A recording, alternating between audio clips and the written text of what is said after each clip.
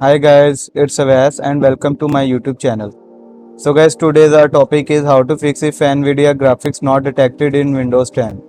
So guys, it's very easy process. So let's get started. So guys, for that simply right click on start button.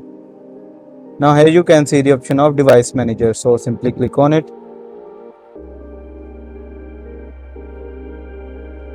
Now here you can see the option of action. So click on it.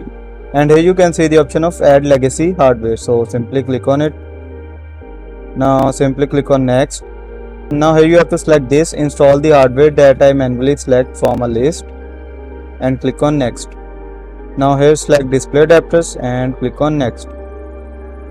First select this, then this, then this and then this. Now simply click on next.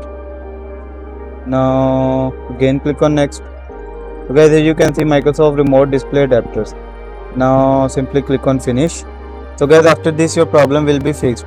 But if your problem still remains, so simply expand the option display adapter. Now select here your adapter and double click on it, and here you can see the option of drivers, so click on it. Now here you can see the option of update drivers, so simply click on update drivers. Now here you have to select browse my computer for drivers. Now here select this, let me pick from a list of available drivers on my computer. Now here select this Intel RHD graphics family and simply click on next. So guys, here you can see Windows has successfully updated your drivers. Windows has finished installing the drivers for this device. So simply close this. Now simply restart your PC.